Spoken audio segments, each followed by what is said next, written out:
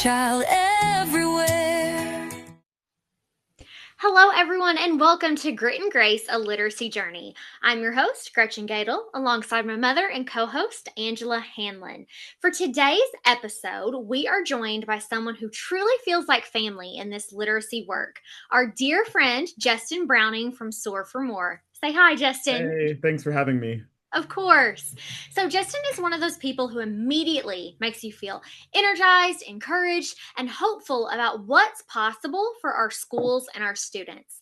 He and Mother Dearest have spent countless hours talking literacy, leadership, systems, instructional practices, school transformation, and honestly, just trying to help schools do right by kids.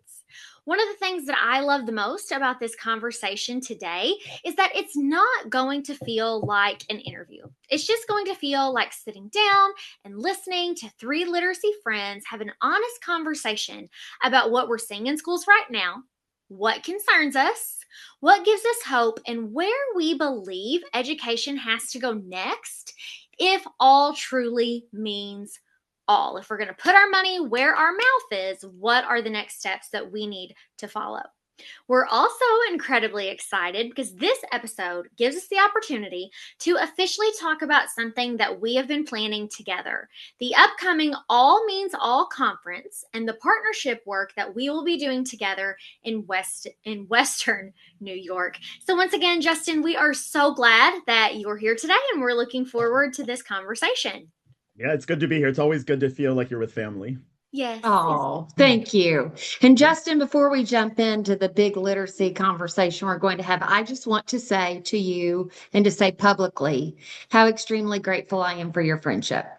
Oh, Because as you know, this work can feel really heavy sometimes, and it matters so much to have people in your life who not only understand the work, the exhaustion, but who also share the same urgency and the heart for students. And you're just honestly that person for me the majority of the time, and one of I those people. appreciate So that. thank you.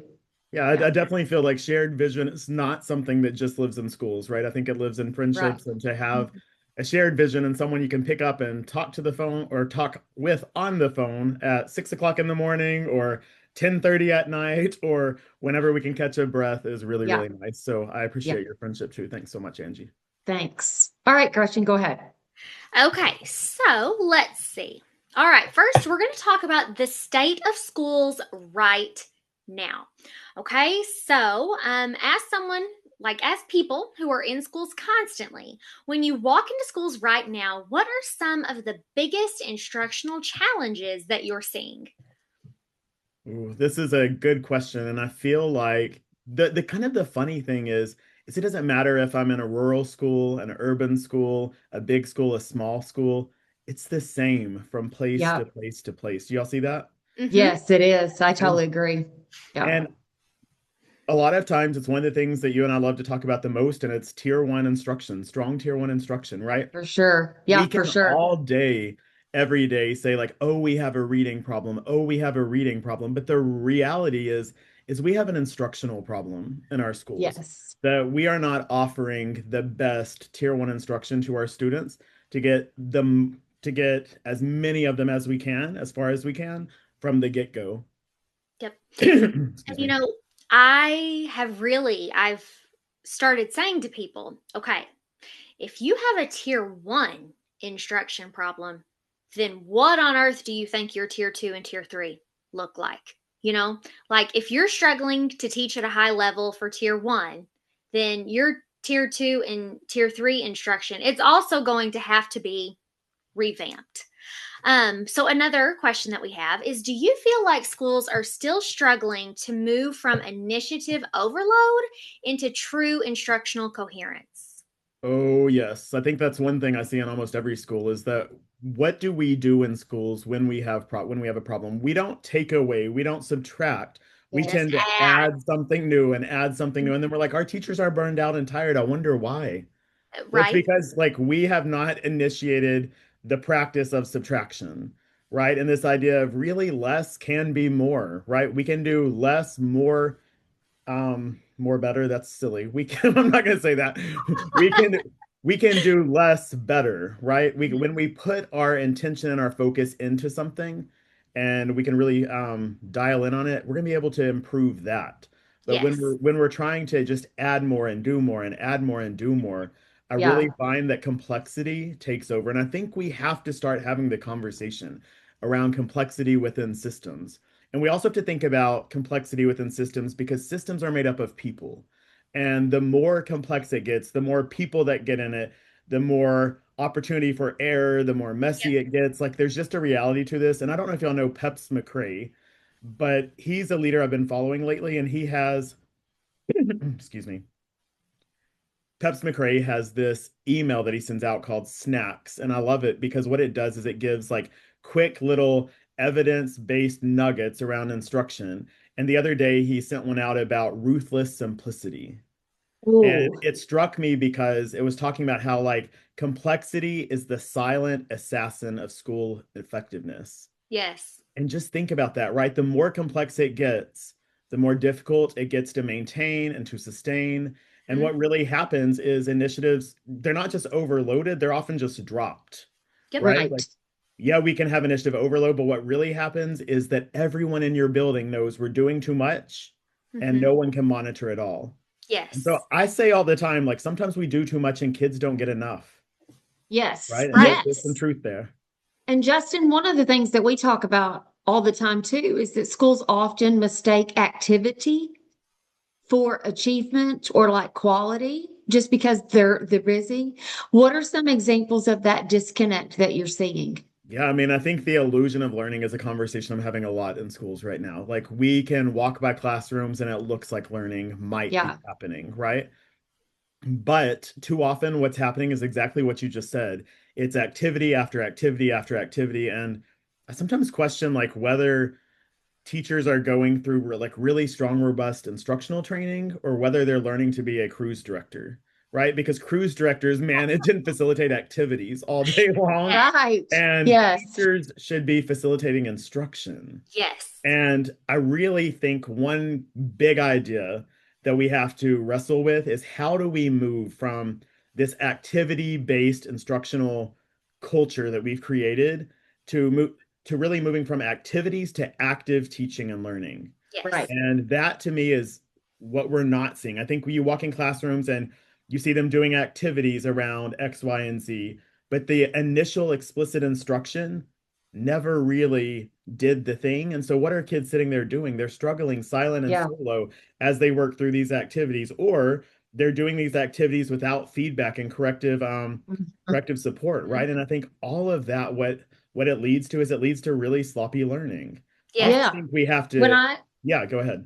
when I was a first year principal and was doing really the baseline, it dawned on me, and I've said this publicly before, but there was no explicit instruction. The only thing that you could have possibly labeled as the word explicit was explicitly explaining how to do a worksheet. Oh, It was really just one activity to the next, but where's the instruction in that? And it was having that whole mind shift for the teachers of like, okay, are you designing an activity? Are you planning activities throughout your lesson and this is what we're going to do? Or are you really planning the instruction of what you're going to teach? And it was totally different. and that goes back to the planning table, right? I think too Right. often what's happening in schools is the planning table is people are just rattling off, here's the activities we're doing, we're passing around worksheets, we're doing all of this, right? And where we really need to be talking about is how are we going to ensure that learning occurs, that a change in long-term memory is happening because of what we're teaching that day. Yep. And that conversation isn't taking place. We're not looking at what's the critical content in this lesson that students have to understand, what academic language do we all need to be using, and that needs to be cohesive across classrooms. And how are we getting to a place that students are really engaging with this information and they're transforming their thinking because of that engagement? And that's not happening. We're not thinking about how are they retrieving that information throughout, how are they having to repeat it and use it over and over and over so that it actually leads to learning. And that's Yeah. my fear is I think we have very busy schools and very busy classrooms, And that illusion of learning can sometimes be really, really tricky Yes. for leaders to navigate, for teachers to Yep. confront that like this is a real problem in our classrooms, is that we're busy, but learning's not occurring. And if we really want to be honest, the proof is in the data. The proof is in the data. Learning's not Exactly. right. It's we Yeah. have very busy kids who aren't learning. And so we've got to move beyond this. They've seen it, they've heard it, so surely they've learned it. Because the truth is this, that just because you've seen something and just because you've heard something doesn't mean you've learned it. And I Right. think that's Right. true for teachers too. So if you're doing professional development, we've got to move past that idea of PD, like come and sit and get, right? And Yep. oh, they Yeah, heard it. for Oh, sure. they saw it. So surely they know it. And I say this coming from a place of being in schools, I think 100 and almost 140 days last year, but doing PD and asking teachers things like, what do you know about skilled reading? And how do we get kids to become a skilled reader?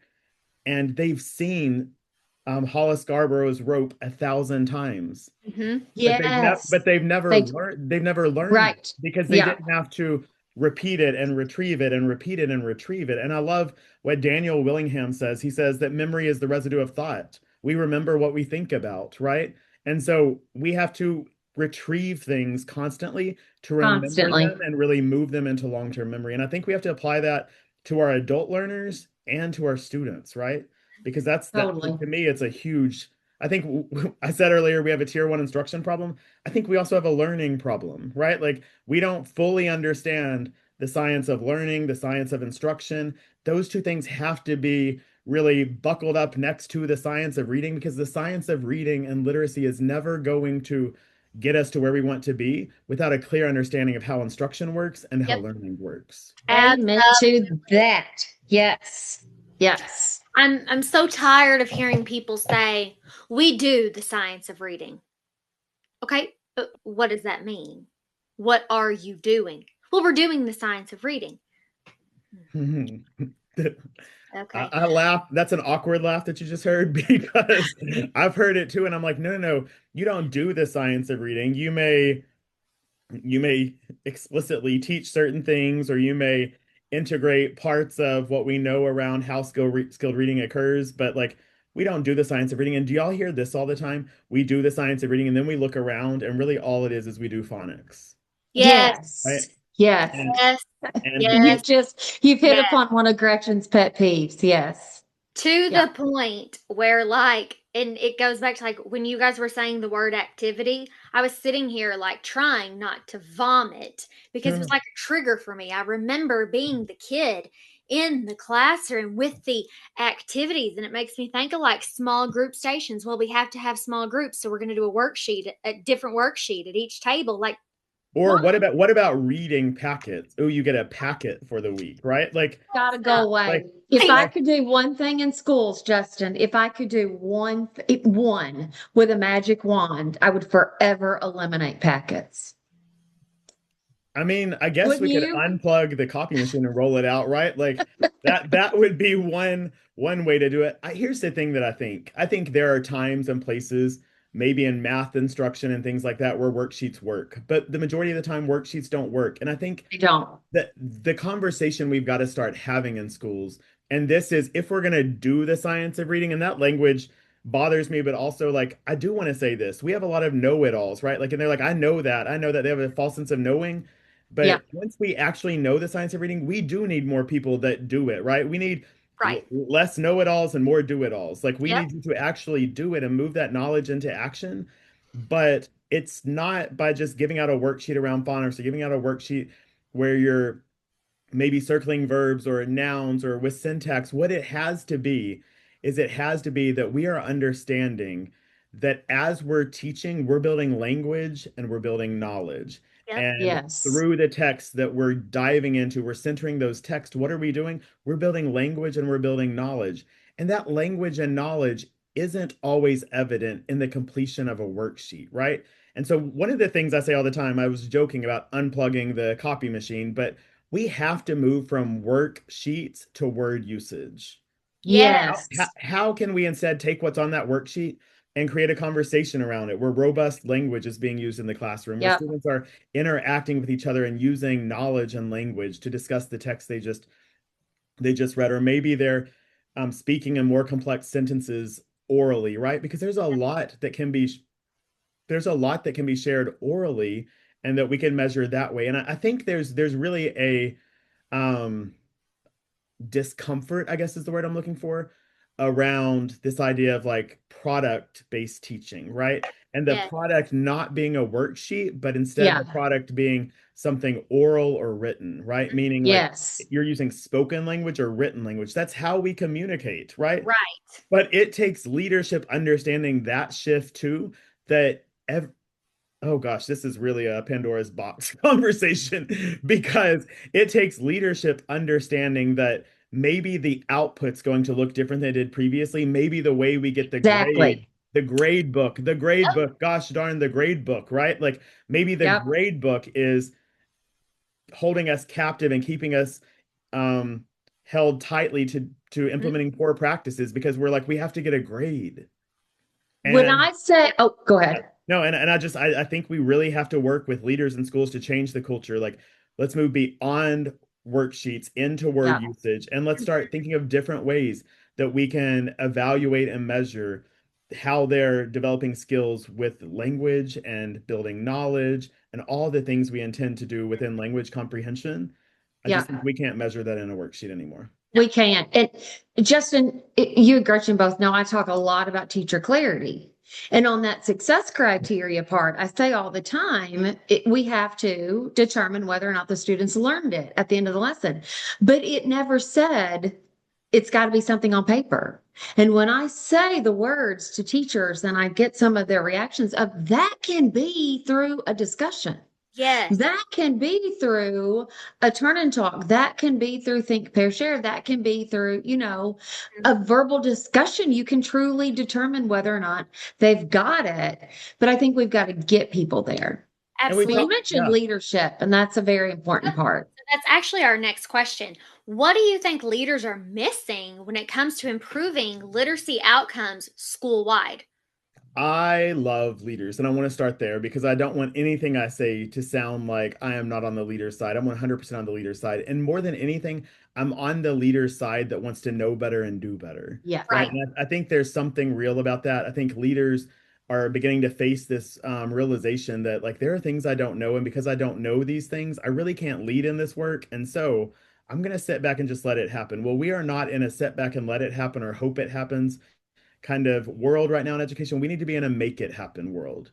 Yep. And I really want to know, like, I really want leaders to know that, like, what's missing is knowledge. You have to have knowledge of what you need to see implemented in classrooms. And then you have to have the knowledge to get in there and say, that's not it, or this is how you do it, or let me help you. And that's not been common practice for a lot of leaders. So let's just be honest and Yep. let's just admit that sometimes there is a knowledge gap in our leaders. So 100%.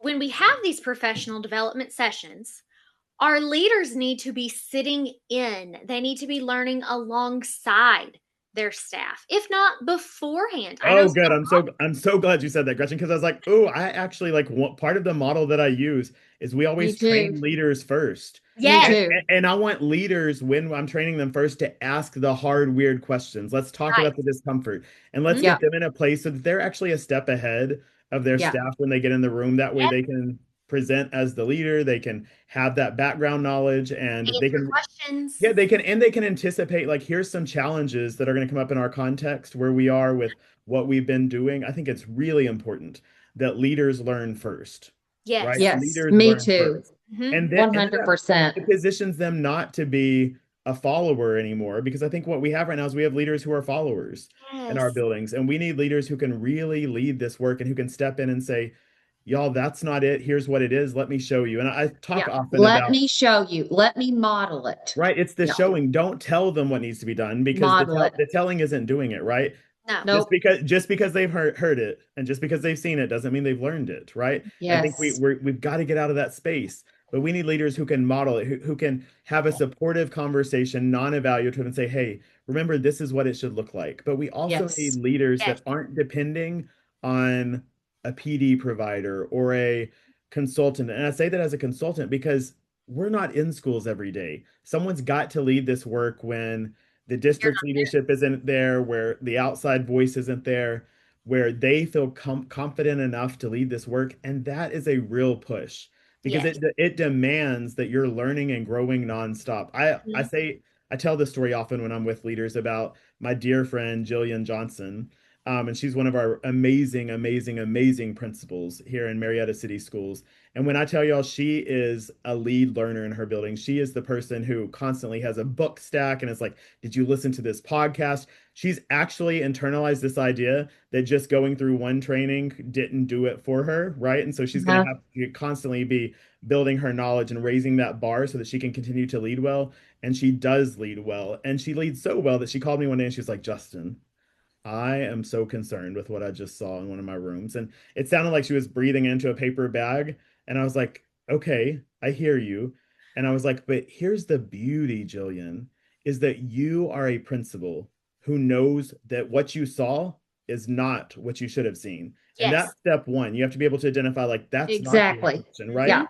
And then you're also a leader that knows what it should look like and how to do it. So pull them together during their break time today or during their planning time, right? And reset. And do y'all know what she did? She reset. And that team that year, that third grade team had phenomenal results. Like, it's amazing to think about, like, what happens when leaders have the knowledge and the know-how. It's not just the Yeah. knowledge, it's the Right. know-how. And I love how you just said having a non-evaluative conversation. Yeah. So leaders have to start thinking of their teachers as students. Yep. Okay? We have to think, are we really just going to check in for the evaluation? Are we really just checking in at the end of the unit? No, we need to be doing those checks along the way. If we want our teachers to be doing checks for understanding with the students, then our leaders need to be doing checks for understanding for their staff, for their And team. corrective feedback, right? Like, you Yes. can't just get corrective Exactly. feedback after you've been evaluated. Hmm. That Yeah. does not move the needle. Right. Instead, No. real-time coaching. Let's move there, right? Because that's what we do as teachers. We real-time coach in the moment with students. Oop, Right. let's go back. You just messed that step up. Let me Hmm. show you what it looks like. Now you try it. Good job. Right? And And like, if yeah. nope, I got carried away. Go ahead. No, I just want to make sure that leaders begin to value adult learning as much as we value student learning in Yeah. buildings, right? Yes. Like, there's got to be equal value on both, right? Because There has to when be. our Yeah. adults learn well, our students learn well. Mhm. And there's a real connection there. And Yep. I say to principals all the time, there's no way students are going to learn without modeling. Hmm. So let's think about that. As leaders, then we've got to be modeling in our classrooms. We have to model this for the teachers throughout the year. It's not a one and done. Right. Even if I'm in the district, even if Justin is in the district, because I say all the time, Justin, about our roles. If we do our job really well, we get them to a place where they don't need us. I mean, Yeah. we really work them to a level where that leadership can sustain that. But Yep. the modeling, what you just described, let's just pause. If that happened in every school, think of the trajectory that would happen in education. It would change things. It would change things if we began to see school leadership as real support for instructional excellence on the ground every day. And I say Yes. this with the deepest appreciation for principals, for Me coaches. too. But Yeah. what tends to happen is the system overloads them the same way we overload teachers, and it keeps them from doing the thing that matters the most, which is Uh-huh. being on classroom floors. We cannot solve teaching and learning problems behind closed doors. Where do we solve those problems? On classroom floors. We have to be on the floors in the classrooms, Yeah. providing that real-time support and making sure that the things we've been teaching them are actually happening, that we've moved from this idea of like they've acquired some knowledge to now they've actualized that knowledge. And that to me is a huge piece that's missing in schools. And it's often missing because they didn't really ever acquire it, right? They didn't really ever learn it. They saw some things and they heard some things, but they didn't learn what they needed to learn. And I think like that's a fact in our buildings is that we have knowledge bombed people Mhm. accidentally because Yes. we got so excited about this work that in the excitement of knowledge bombing people, we actually prevented any knowledge building. Right. And that knowledge building is only really, I guess, gained when we put in that real-time coaching, when we put in that practice, when we put in that retrieval. They have to be able to retrieve the thing that the principal or the PD leader told them. If I can't Yeah. retrieve it and tell you and show you what it should look like, I'm not actualizing that in my classroom. Right. I'm not Yeah, really learning it. right. Yeah. Gretchen, So do you see why he's my literacy bestie? Do you I see? do. I do. And I also see why you told me one time you were like, I'm really afraid to like get you and Justin together in a conversation. I did say that. I did say that, especially unfiltered Gretchen and unfiltered Justin. Yeah, I did say that. All right, go ahead, Gretchen. Okay, so let's get into just one of my I don't know if I can say it's one of my favorite topics because it drives me nuts, but oh, all the blaming and shaming that we're putting on curriculums instead of just saying it's an instructional problem. So, right now, high quality instructional materials are being mandated in many states and districts. First, let's just take a moment to let that sink in. It's baffling to me that there are instructional materials that aren't high quality. That shouldn't even be a thing. Okay, but what are your thoughts on that movement overall? How do we feel about this? You just said it's baffling to you that there are programs and curriculums that aren't high quality. It's Yep. baffling to me that some of them that are out there have been named high quality, Yes, Yeah. that that too. that aren't actually, right. And so I think my thought on that movement overall, and I think we really have to get to a place of understanding that in the end, it's a resource that needs to be paired with really strong knowledge, right? Yes. Because every HQIM is going to fall short. High quality instructional materials fall short without two things. One, if you don't have high quality instructors, Yes. it's going to fall short, right? And then the second Yep. is if you don't have high quality instruction, it's going to Yeah. fall short. And so it doesn't matter what resource you put in the hand of people Yep. if they're not well trained and knowledgeable, and if the instruction isn't landing and actually leading to learning. Right. That's going to be critical, right? And so I think the mandated approach to it is interesting. I think how these decisions are being made from state to state. I mean, look at each state. There's the variance in what one state says works and another state says Mhm. works is wild, For right? sure. It's Such a good point. it's You're it's so just true. wild. And like at the end of the day, here's what I would say, and this is probably a little bit controversial, and I'm okay being that person, is that we need strong, high quality text in front of students. They need to be consuming large amounts and large Yes. volumes of eyes on text and engaging with Yep. rich, complex text, right? So that's number one. It has to have high quality text centered in that curriculum where they are just eating it up all the time because there's so much research that shows that just the more interaction students have with high quality text, the better off they are with language, with comprehension, with reading, writing, spelling, all of that. So that's one thing to think about is like, is there high quality text that's actually the center of the curriculum? And that is not the truth for most curriculums. It Mhm. goes back to that conversation we had earlier. Most curriculums are built around doing activities around the text versus Mhm. centering everything in that text and developing language and knowledge in that text. And that to me bothers my soul in a deep, deep way. The other thing that I think we have to think about with high quality instructional materials is it scripted? Is it not scripted? And more than that, does it lean into explicit instruction? Because Right. I Yeah. don't think scripts alone are explicit instruction. I think No. scripts alone are actually a little bit scary in most of our schools because what we're teaching teachers is that if you just read the thing, the magic will happen. I'm Right. going to tell you Exactly. what's happened. If you just read the thing, the magic is not happening and everyone's dying in the process, right? It's boring, it's drudgery because it's dependent. That script or that teacher dialogue is dependent on a knowledgeable teacher that is able to be responsive in their instruction. And so to me, I think we're overusing the F word and the S word, huh? Right? So scripts and fidelity, we're overusing those words and we're acting like those two things are going to solve it. We're really it's a knowledgeable teacher that is able to be responsive in the moment, that deeply understands the science of instruction, the science of learning, and the science of reading. And then Mhm. they're using that text as a vehicle to build language and to develop, really to develop oral language, to build knowledge, to practice comprehension, to improve fluency, and to strengthen writing. And Yes. like that to me, that level of clarity that I've had to get with, or to get to, that level of clarity that I've had to get to around like what are we doing within these programs, especially language comprehension programs, it's that right there. It's, are we building knowledge? Are we developing oral language? And beyond vocabulary at the syntax level, right? Like at the sentence level, are we developing language? Are we practicing comprehension with our students? And I note that I say practice comprehension because I think we can do that. I'm not saying comprehension is something that we can actually, I guess, hold on, pause. Let me think through this.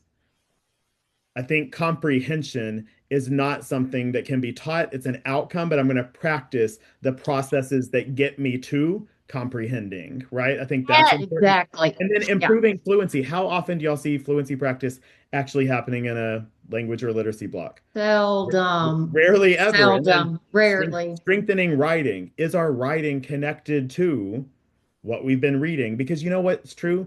We can't really write if we don't have language or knowledge. And I don't know why Right. we're pretending that we can magically, I think we can dim the lights, turn off the soft music, and like magical writers emerge. That's crazy. Yes. So, do I have opinions on HQIM? I think I have a lot, right? But I Yeah. really think there's a lack of clarity around how to use them. Hmm. They've become bloated and full of activities, Ugh. which get us away from that active teaching and active learning. And then really it's a resource at the end of the day. It's a Yeah. resource and we need it to have really strong, high quality text. When And you do you said say, oh, go ahead, Gretchen. Go ahead. echo, or were you saying the same thing as So me? y'all were No. both saying the same thing, I think. Yeah, that was freaky. Um, okay, so when you said, oh man, after the freaky, I just lost my train of thought. Hold on. When you said, how often do you see fluency practice in a literacy block? I kind of made a face because I was like, oh man, I might be one of those teachers that I might focus too much on fluency. Like that is just that, I tell my You did a students, lot, but I never yeah, thought it was too much. I think you just did the amount that you had them reading all the time, yes, and I which is, would say to It's my that right kids, there though. it's that, Gretchen. That yes, was what you did so well. They were always reading and they were always talking no matter what grade you taught. yeah, Yeah. So it And wasn't too much. in our reading block, how should we be spending most of our time? reading. Reading, Hmm. Yeah. writing. And I tell schools all the time, read, write, speak, think, read, write, speak, think. Here's All what you're going to day. do. If at any point you get confused in your lesson, are kids reading, writing, speaking, or thinking, right? Using language and knowledge. And if they're doing those things and that's what we're doing well, we're going to create literate students. Yeah. Yes, But too often, what we're doing is we're doing activities around reading. We're doing right. activities that are focused on a standard, right? Or the target of like whatever the comprehension skill is. And we're doing activities around those things where we Yeah. need to be really digging into that active teaching and active learning that is centered in the text, where we're building knowledge. I'm going to say it again because I don't think it can get overstated, where we're building knowledge, developing oral language, practicing comprehension, improving fluency, and strengthening writing. And if we can do those things, y'all, we are going to see massive movement in Set. schools. Massive changes. We can totally fix the problems that are in schools and learning and But literacy. Totally. it's the clarity that's It needed is. and It's Yes, the and the clarity. I say that all the complexity time. and the Yeah. complexity that's in the way, right? People don't know what to do in that language comprehension block. When they open up, They they don't. have to go through 20 pages of a textbook material. And so instead of, because complexity takes over, we end up living in the land of just like completion. Like, let's just get through it. Let's cover it. Let's yes, complete it. And it becomes a completion goal versus a goal of, are we really leaning into all of those things? Gretchen, I love that fluency is something that you focus on in your classroom because it shouldn't be just a standalone thing. We should be doing repeated readings of paragraphs in the text we're working with. We should be um, reading a large volume of text together, right? There's a lot of research around simply that, that it's the volume of text we're reading, and it is the repeated reading of text. And both of Yes, those for produce sure. results for fluency. Do y'all know what though? Repeated reading and fluency practice doesn't get the attention it needs because It it's not doesn't. sexy and it's not sellable in a curriculum. And Yes. the things that are sexy and the things that are Yeah. sellable are often the things that don't actually work. They Right. just No, and look cute. yeah, but those are just the good old-fashioned effective practices and instructional minutes, those dear, precious instructional minutes, that if we spend our time doing that, it is amazing what's going to happen to the fluency scores, that fluency data, Yep, and the comprehension data. yep. Mhm. But And this um, is where I have been brutally honest with my students when we're doing repeated reading, especially like when it's in dyad reading and they're doing that repeated read with a partner. And they're like, oh, we've read this so many times, we're bored. I don't care. I don't care. We're doing this for a reason. You know the reason. And I'll say to them, repeated reading leads to, and they'll be like, better fluency. Yes, exactly. Like, so come on. I know you've read the paragraph, but each time you're doing better. You're making more progress. You're making more gains. So, like, let's, just come on. We've got to keep going through it. But you're right. It is I not. mean, does then their exercise for attitude changes. Their attitude changes, though, Gretchen. Mhm. once And they then realize look they're at what fluent? happened to the data Yeah. in your Oh, grade level oh, I'm fully aware. Yes. It's incredible. this year. Yes. Yeah. I mean, the consistency in exercising every day leads to strong results, but do people like to exercise? The answer is no, No, right? Like, no, they do not. no. And so, When we've been talking about activities, can I say something yeah. controversial? This is strictly my opinion. If you all want to Lord throw help me. tomatoes, Hold on. Just Lord help me. Let me pause a minute.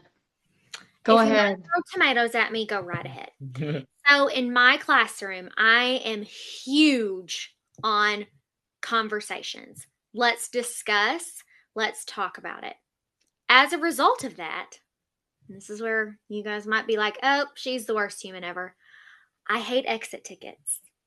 I hate exit tickets because so often for me, it has turned into just a checkbox. Okay, we did the exit ticket. We're done.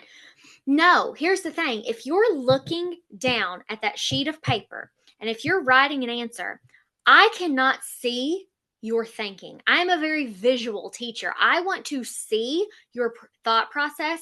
I want to hear your thought process. If you're looking down, I might not see the look of confusion on your face. I might not see that you're guessing and you just so happened to get the right answer. When I give maybe the same question that's on the exit ticket and I give everyone a chance to think about it and then share and then give their answer aloud, I can clearly see who has it and who doesn't. Rather than okay, let's circle the verb in this sentence. If I give you the sentence out loud and I say clap when you hear the verb, it is very obvious to see who clapped and who didn't. I think it goes back to what I said earlier, though, like worksheets to word usage, right? Like, Yep. Yes. to me, if we give a worksheet out, you can't provide corrective feedback. Students are struggling silent and solo. There's a Mm-hmm. lot of lost learning in that. Mm-hmm. But exit tickets have become very popular because it is a way to measure who's got it and who doesn't, right? However, I think you're right that an exit ticket, why can an exit ticket not be verbal? Right. That's That's the what I say question, all the right? time. Because I And Yeah. think I don't have time. I don't want to sit and look through 20 little pieces of paper. yeah, Yeah. I don't disagree. I think that the idea that an exit ticket could be or an oral response or a Mm-hmm. written response, those are two Either things one. that are both appropriate. Yes. I do want to ask one more thing about high quality instructional materials. Do you think that often schools and school leaders think that just because they've purchased one with that label, that they think their work is done? I do think that's true. I think that we say we're doing the science of reading because we purchased a curriculum that says it Yep. includes it, right? And so I think that that is one step in the process is having strong curricular materials. I think rather than being program dependent, we have to be practice dependent. And we have Yep. to ensure that teachers understand what are the practices, within that program and within the resources that we have that are going to move the needle for our students. And too often, that's the piece that's missing is we become program dependent and not practice Yeah. and people dependent, right? It's the knowledge of our people and it's their ability to move that knowledge into practice that's going to make the difference with that program. Yeah. And I really, really think that we're saying, well, we're using it, and then we're seeing the same results year after year. We're not seeing any gains, or better yet, you may even see what we call the implementation dip, right? Like, oh, we kind of dipped. And was that because of poor instruction, or was that because of the curriculum that's really hard to put a finger on sometimes? Right. But I definitely think that is something that's happening in schools is that they're saying, well, we bought it. We just spent hundreds of thousands of dollars, right? Yep. And I just want to say this is a huge pet peeve of mine. A high quality salesperson does not equal a high quality curriculum. They're going to put their flashiest person in Yep. front of people, right? Yes. And if they can sell it, great. But oftentimes the reality, and I know this simply from my experience being in schools and from working in other schools and seeing them go through the curriculum adoption process, the people that come in to train the program, oftentimes they only know the program. They don't Right. have depth of knowledge around the science of reading, the Mhm. science of learning, the science of instruction. And Yes. so telling people, here's how you use the program, follow it this way, and this way, we Mhm. fall back into the coverage and completion trap. Right. Yes. So you both are in a lot of schools. A lot of those schools are using the same curriculum, but having drastically different results. Why is Yeah. that? Why is this happening? I think it's job embedded PD for the most part, right? That it's not the unboxing. You've all heard of that, right? The unboxing Yeah. program, right? Where they come in and they all of a sudden it's like if we just take the shrink wrap off of all this stuff, then and if we touch it one time, the magic starts to activate. It's not true, right? What really happens is teachers after that get overwhelmed with the number of resources that they have to somehow implement, Yep. and then that they really don't have a depth of knowledge on the implementation of them, so they go off and they begin to do it their way. So we lose any kind of coherence, right? Or any kind of like really standard operating procedure, if you will, around like how we do something in our school because we were kind of poorly trained at the beginning. We got overwhelmed, so it became a buffet if we can pick and choose. And here's what Yeah. happens when we pick and choose. When we lead or when we leave reading and writing instruction up to really choice, like teacher choice, Choice. we leave Yeah. learning to read and write up to chance. Yes. And that and Yes. that's what I think we're Yes. seeing, right? Is that unless schools get in next to teachers and say, here's the part we're using in this, here's the part that we're taking out, right? Yep. Unless they identify what I like to call the active ingredients. Here's the piece that's important, y'all. This fluency passage that's tucked right back here in the very back of the book in the differentiation section. We need to be using that. Yeah. But And I think Not instead, the yeah, teachers by teachers worksheet. And well, I think it comes back to when you're asking me, I think it comes back to Gretchen too, and Justin's talked about it, but it comes back to the instruction that goes along Mhm. with that. It goes back to, but what does the instruction look Yes. like? And is the teacher explicitly teaching whatever program we put in front of them? and if it Because doesn't as you, offer that, the explicit they've got to instruction, we bring have to it. teach it, like right, They've like the got to job bring embedded it. training. And that, as Gretchen, you know, that's my favorite training to do. Mhm. But I have seen schools with identical programs have completely different results. And then a leader might say, did we do a poor purchase? And it's like, it has nothing to do at this point. It's not your program. It's the implementation of that program. It's the instruction that's happening because you can take the very best program Mhm. and put it in the hands of a teacher who doesn't know how to implement it, and it's not going to get a great result. You can take a weaker program and put it in the hands of a highly skilled person who truly knows how to teach, what parts to pull out, Yep. what parts that they can, okay, I don't necessarily have to do this, or there aren't deep enough questions in here. These are the questions I need to build in.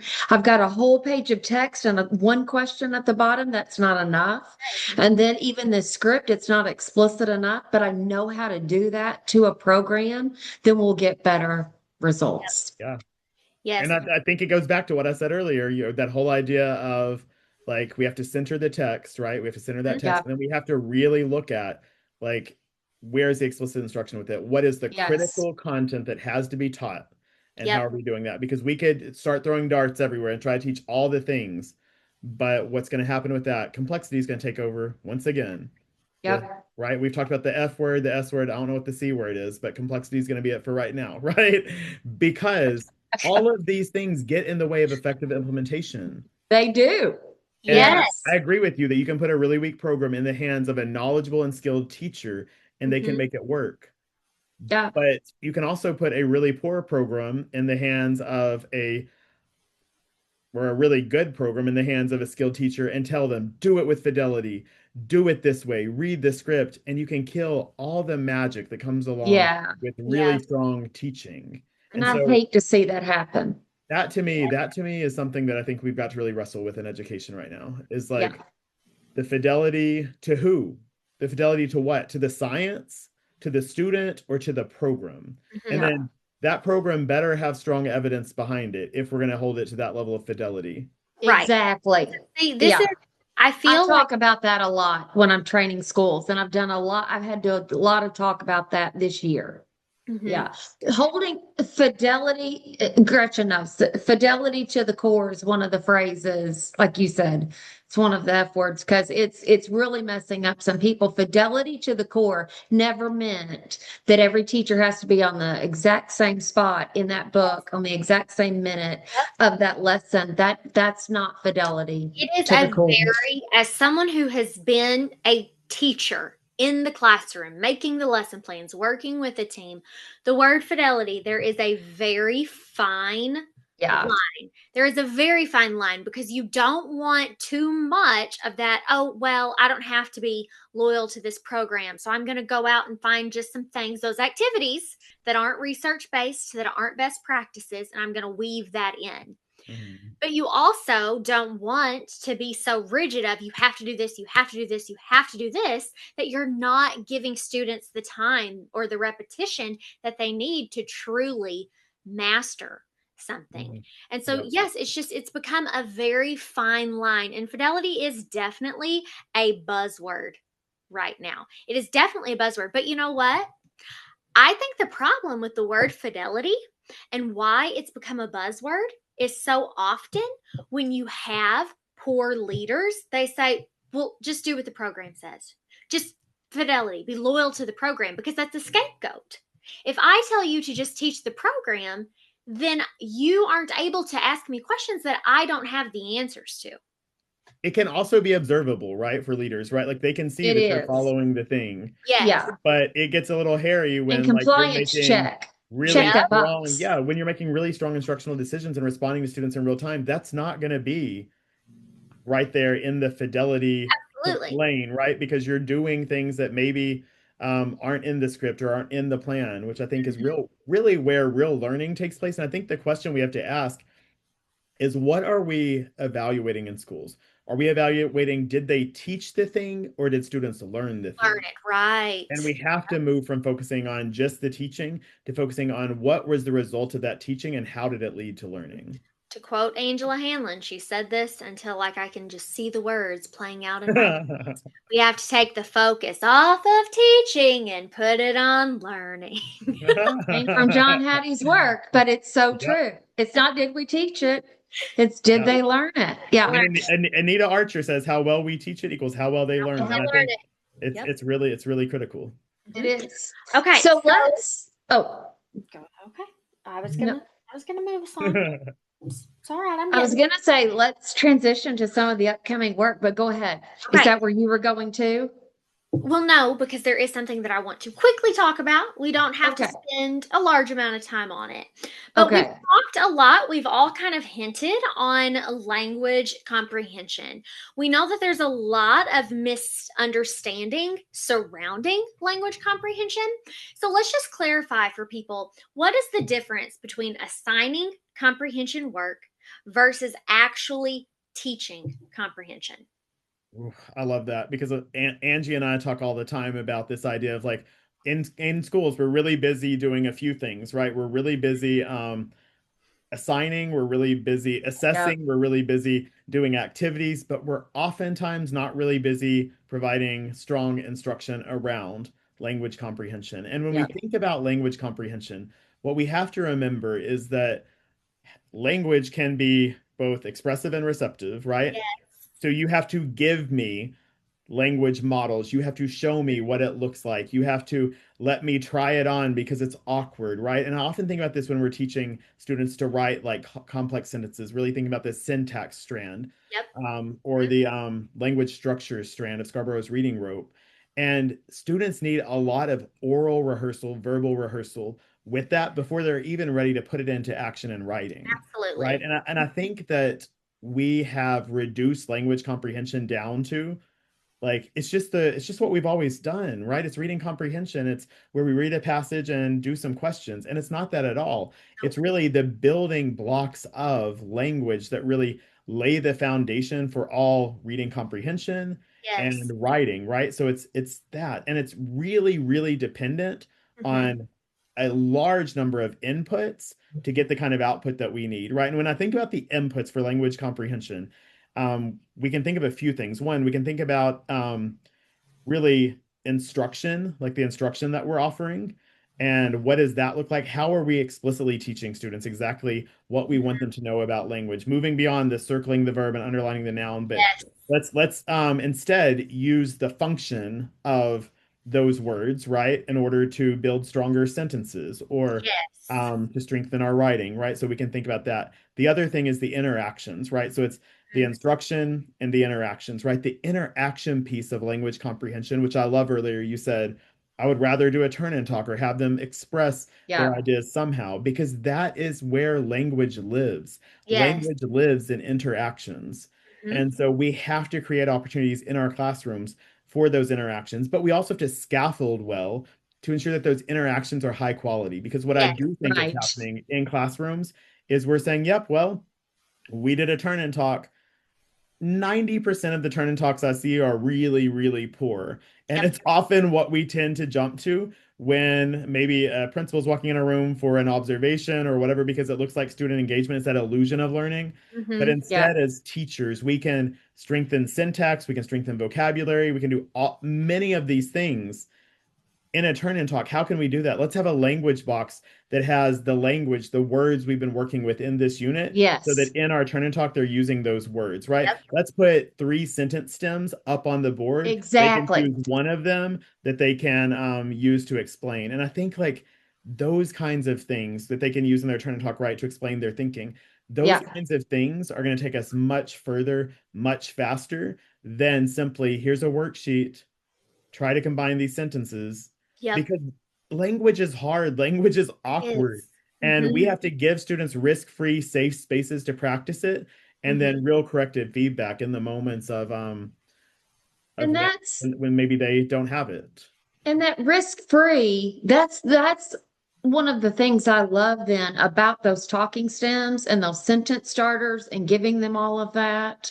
I learned a lot of that from the work with Doug Fisher, Nancy Fry, John Hattie. And, they even do it in the adult trainings. Yep. Hmm. They give those Yes. sentence stems. I mean, when I've done my visible learning training with Doug Fisher and John Hattie and their team, I mean, the adults get the sentence starters and the speaking stems and the writing stems all the time. And that really gives those students, children or adults, but especially students in the classroom, that risk-free to really see, do they have the thoughts there for comprehension?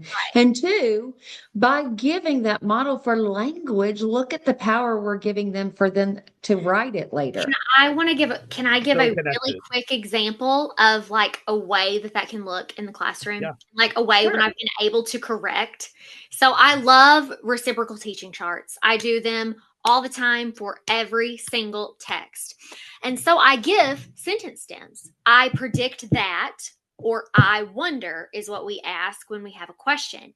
And I love, it's one of my favorite things when a student says, I predict, but then the rest of that statement is a question. So I predict, will the girl buy the candy bar?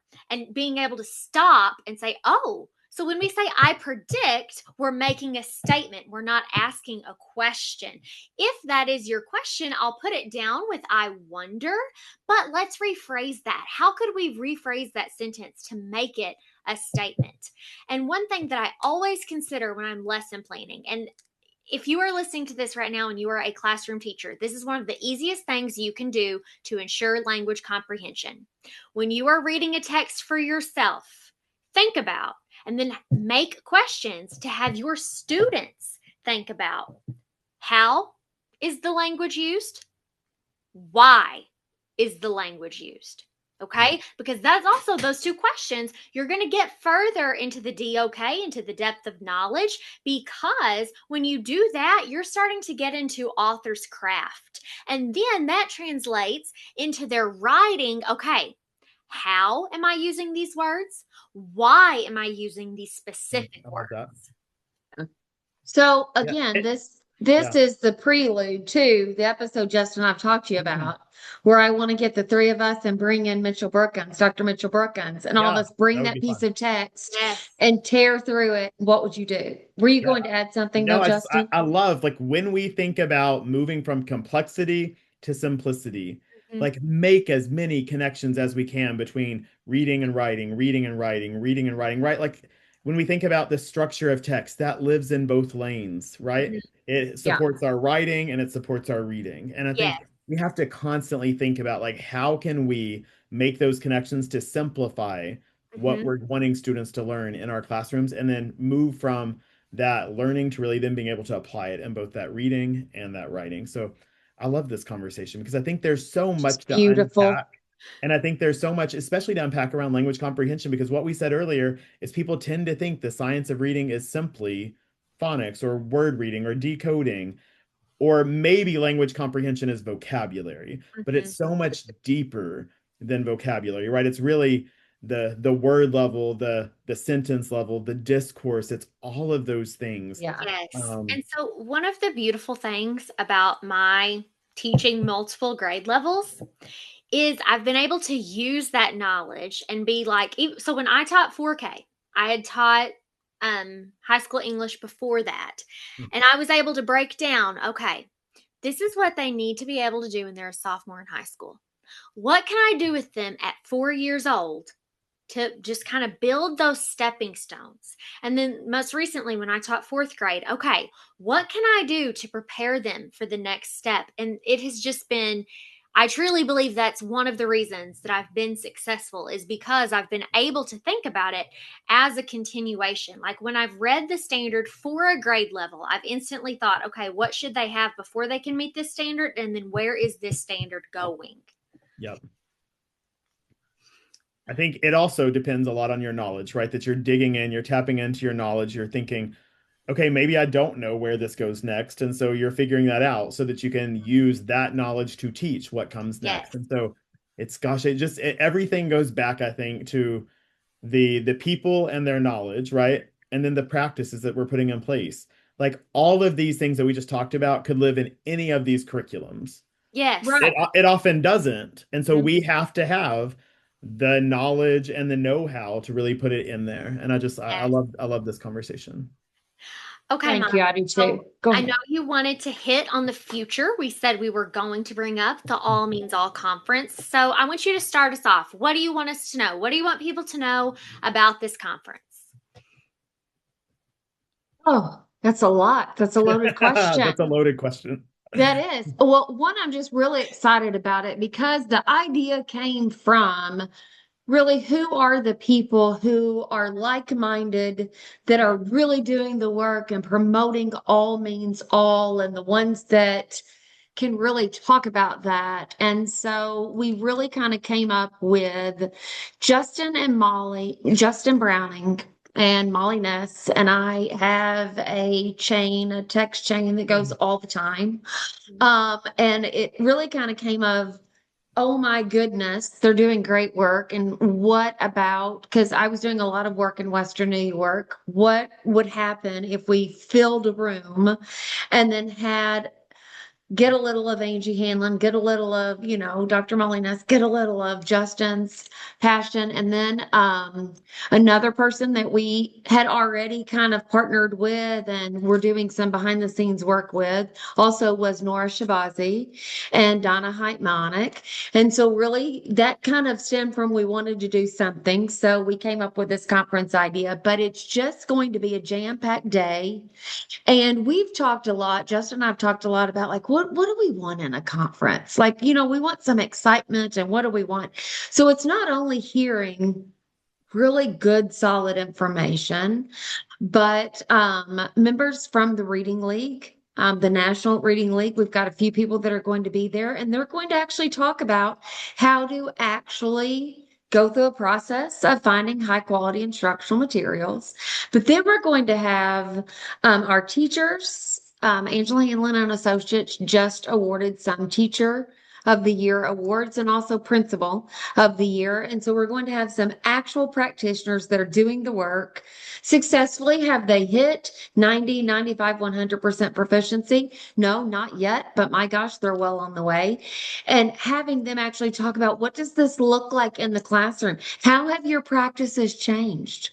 How has your instruction changed? How has your planning changed? And it's really for if you want that community sense of spending a day with like-minded people who are talking about what does this work really look like, and you want to see, not hear about it, but you really want to see it modeled by the presenters and to go deeper with it.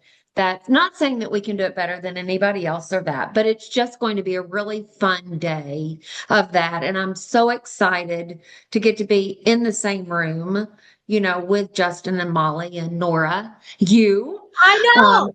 I get to be there, Donna, and the practitioners that are doing the work. So Justin, do you want to add to it? Yeah, no, I'm excited about the same thing. I just think it's always exciting when passionate people can come together in person and share that energy and share the excitement around the work that's happening and really just exchange ideas, because I think for too long education as a profession has operated in silos and in isolation.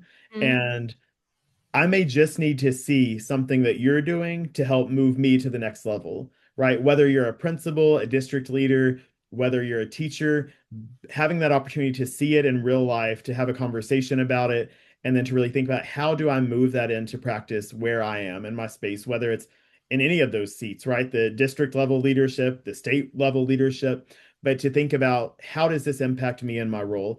And we've had a conversation recently about it's challenging to have all of these people in one room, the district level person, the state level person, the principal, the instructional coach, the teacher, and really giving them all what they need. But I think the reality is this, is that what the teacher needs is really beneficial to everybody to have a clear understanding on that, because there is no one in our school building that is more impactful than a teacher, and all of our systems, all of the things that we're doing should be in service of ensuring that instruction is getting stronger and that we're supporting that teacher to lead this work well. And so I hope that when we say all means all, we really mean all means all. Everybody needs to be supporting the teacher that then impacts the student, right? And it's thinking about that ecosystem that's at work, especially in complex systems, and thinking about the simplicity of strong instruction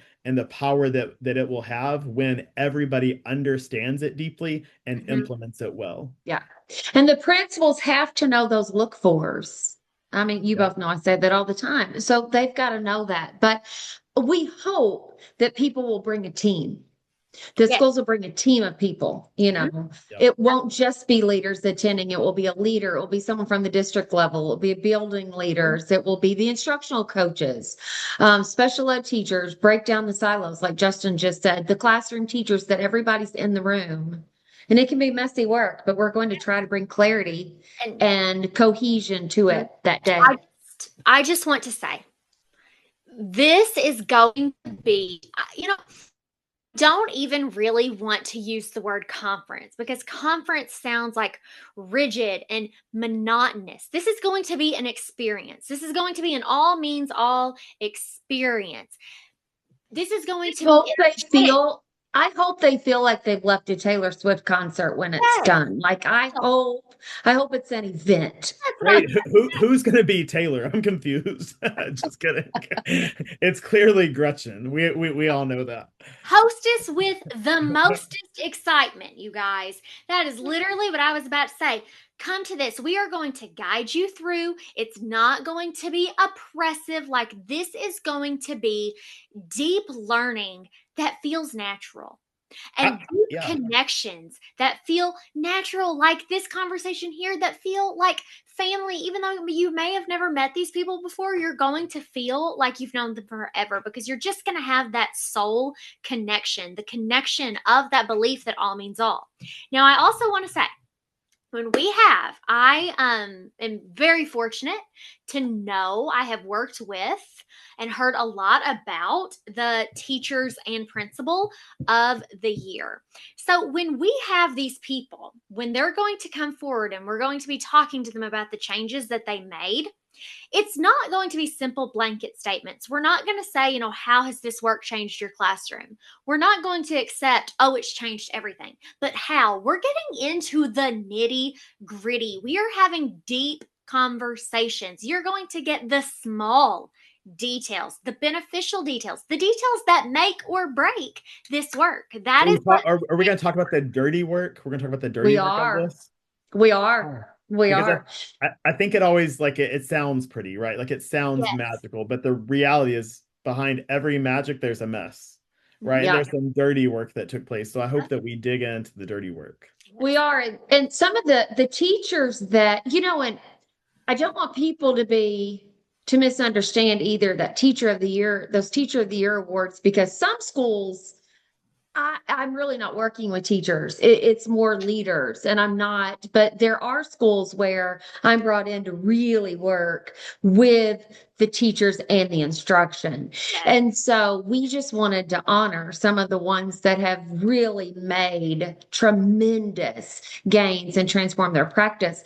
And so you'll hear these teachers talk about the hours that we spent going through that reading program that they had a year with no effect size, no change, but then tearing those lessons apart, learning how to truly construct a reading block, learning how to truly design an explicit lesson, and then learn how to deliver it. But to go in each line, and what questions will I ask for this paragraph? What paragraphs will we have the students do repeated reading on? And really go in, what questions should be asked to bring this text to life? And the beauty that happened in those rooms, and two, the joy of teaching that happened. And it wasn't just carrying out a program. It was truly the joy of designing good instruction and then delivering good instruction, and then the engagement that happened with the students. And I think I'd rather you hear that from the actual people doing it than me saying, oh, it's possible. No, this is what it actually looked like, and this is the result they had. So it sounds like to me that we're not just talking about the dirty work, but we're talking about the deep, dirty work, right? Yes. Like, there you go. I think that's important, because I think it's really easy in conference land to stay a little bit shallow. Yes, it is. For us to say, like, we're committed to talking about the depth of work that has to take place at the systems level to really get to strong instruction and strong leadership, and make sure that everybody has access to exactly what we all desire, which is literacy in the end. Yes. Maybe we should invite the guy from Dirty Jobs. Yeah, why did Dirty Jobs never show up at a school site? Oh my God. That's hysterical. I think we definitely have to include that somewhere in the conference. Yeah. We do. That's a great idea, Justin. That's beautiful. Justin, we'll briefly mention, Justin and I also are taking on a project together next year. We've already started. I mean, we're Yay, already, go team, right? How exciting that we get to work together for weeks at a time. we do weeks at a time, like once a month, Yeah. like a week a month. He and I are going to, do work together in a school district in the Western New York area, The boots on the dirty deep ground. work, the dirty deep work. Yes, in those classrooms with those staff members, with the leaders and the teachers, and really get in there. And we talk about the work, but I can't wait to actually see Justin in action and actually see him in the classroom. And, And the we've same for already me. started some of I've seen you that. teach before, like in front of a audience at a conference, but I can't wait to see you with teachers and leaders. And because the thing that we know that is true about both of us is that we are raw, we are unfiltered, Yeah. and conviction leads the way, right? That we Yes. lean into the truth of what we believe, and that's exactly how we lead our work. And so I think it's going to be super powerful to have the two of us together in districts. And we both had success working with districts before. So to have both of us together in one place, watch out. Yes. Yeah. But I'm mostly excited about what it means for teachers and the district and leaders and kids, right? Like I think Me it's too. most important that we get to this place of all means all, right? And that Yes. every student has access to literacy. Yes. Yeah. And that we change that once and for all, right? I think if we can change it once and for all, that's Oh, going to be the man. thing, right? Like once you get it right, you're not fighting all of the defeat all the time. And so I can't Yeah. wait to see that come to life. I Yeah. can't either. That's And- beautiful, Justin. When that happens, when we're able to overcome that defeat, it's going to bring so much joy back into our schools, and it's going to And the profession, right? Yeah, Like I was just we, like, we need a jolt of joy. yes, we want people to be proud of the Yeah. fact that they are a teacher and that they are doing this work. Yes, I hope we just really bring like that a positive connotation back to the role of teacher and Yeah. educator. Yep, me too. Well, thanks Yeah. y'all for having me today. Oh my gosh, of course. Yes, this has been wonderful. Wow. You're just a delightful human being.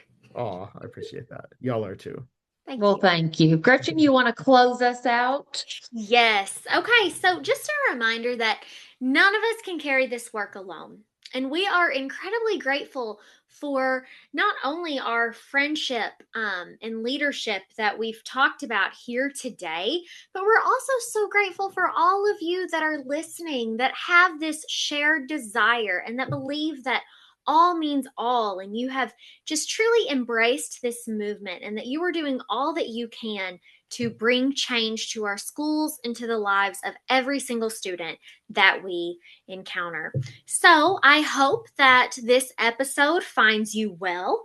If you're listening as these episodes drop, then you should be in the midst of your summer vacation. I hope you're taking some time to recover and rejuvenate and just kind of get reinvigorated for the upcoming school year. So once again, Grit and Grace, A Literacy Journey is an Angela Hanlin and Associates production, and we will see you next time.